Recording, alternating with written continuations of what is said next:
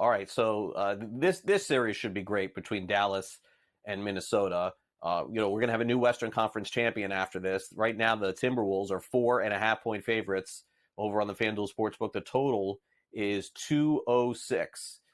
I mean, boy, I don't know who the better team is here. I would think that in a game one scenario with the biggest playoff game for an NBA team in the Twin Cities being played tonight, that the Timberwolves will show up and win.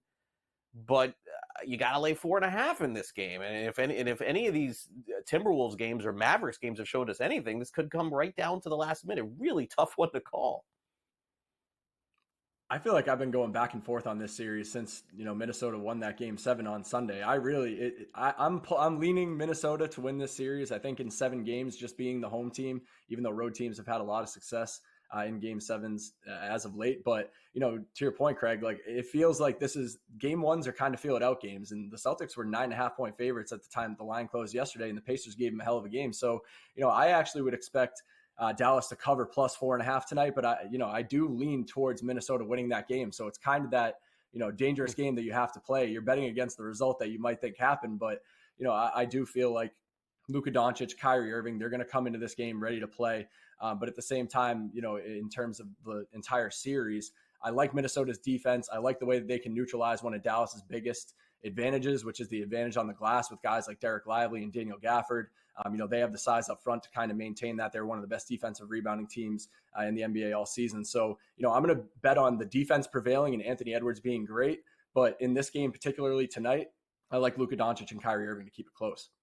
Yeah, I can't wait to see that game. Now in the future, we're going to get Wemby playing, I'm sure, at some point in the playoffs in the Eastern and Western Conference. He wins the Rookie of the Year, Victor Wembenyama, sixth player to be unanimously voted to Rookie of the Year in NBA history. First rookie to make all defensive first team. I mean, Kyle, I go back to Duncan, I go back to Robinson. The same thing is happening, it feels like, with this player, and he's probably more talented in terms of being able to, shoot and dribble and do all the things that those guys did not. But I think the trajectory is there as long as they can put players around him. Yeah, actually, over at the Sporting News at the beginning of the year, I wrote something on how tough it would be for Victor Wembenyama to live up to those expectations of former Spurs #1 picks like David Robinson and Tim Duncan. And, health provided at the end of this rookie season, it seems so crazy to think that, Tim Duncan made 15 all-defensive teams. He made 15 all-NBA teams. He was a 15-time All-Star. David Robinson made 8 all-defensive teams. He was, 10-time All-NBA. And that would have felt so crazy for Victor Wembanyama can get there. But now at the end of this rookie season, if he can stay healthy, it really doesn't seem all that crazy. I mean, the All-NBA teams are going to come out later on tonight. And I don't know if Victor Wembanyama is going to be one of those players that is on an All-NBA team, but he's going to be very close.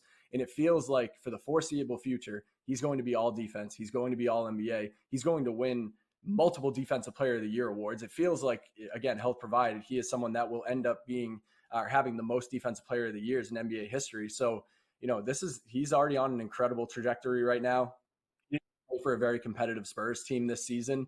And once they actually start putting pieces around him, I think we're going to see him become even more special than he was this year. Yeah, he's, again, living up to those expectations, almost impossible. It's amazing that he's done it. Kyle, thanks again for coming on Newswire. We'll talk soon. Thanks for having me, Craig.